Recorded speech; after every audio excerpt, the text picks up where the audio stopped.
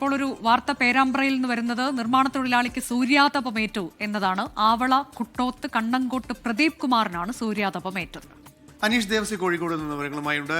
അനീഷ്, ഈ പ്രദീപിന് എവിടെ വെച്ചാണ് സൂര്യാഘാതമേറ്റത്? എങ്ങനെയാണ് ഇപ്പോഴത്തെ അവസ്ഥ?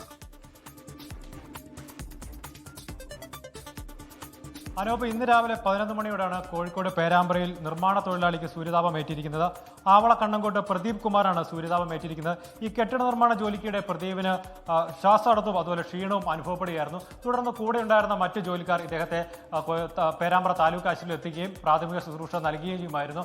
ഏതായാലും സംസ്ഥാനത്ത് ഈ ചൂട് കൂടുന്ന ഒരു സാഹചര്യത്തിൽ ഈ പുറം ജോലി ചെയ്യുന്ന ജീവനക്കാർ ജാഗ്രത പാലിക്കണമെന്നാണ് ആരോഗ്യവകുപ്പ് നൽകുന്ന നിർദ്ദേശം. അനൂപ്, എന്തായാലും ചെറിയ മഴയൊക്കെ ലഭിക്കുന്നുണ്ടെങ്കിലും സൂര്യാതാപത്തിന് കുറവില്ലാതെ ഇപ്പോൾ ഒരാൾക്ക് കൂടി കോഴിക്കോട് സൂര്യാതാപം. കഴിഞ്ഞ ദിവസങ്ങളിലൊക്കെ നിരന്തരം നമ്മളിങ്ങനെ കണ്ടുകൊണ്ടേ ഇരിക്കുകയായിരുന്നു വാർത്തകൾ. പലയിടങ്ങളിൽ നിന്ന് സൂര്യാതാപത്തിന്റെ വാർത്ത വരുന്നു. പക്ഷേ ഈ ദിവസങ്ങളിലൊക്കെ കുറവുണ്ട്. അങ്ങനെ വരുന്നില്ല. വേനൽ മഴ പലയിടത്തും പെയ്യുന്നുണ്ട് എന്നുള്ളത് ആശ്വാസകരമാണ്.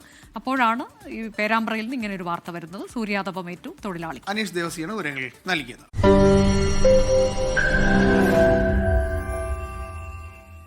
ലോകത്തെവിടെയായാലും ഏത് സമയത്തും 24 വാർത്തകളും ഓഗ്മെന്റഡ് റിയാലിറ്റി പാക്കേജുകളും എക്സ്പ്ലെയിനറുകളും വിശദമായി കാണാൻ ഞങ്ങളുടെ യൂട്യൂബ് ചാനൽ നിങ്ങൾക്ക് സബ്സ്ക്രൈബ് ചെയ്യാം.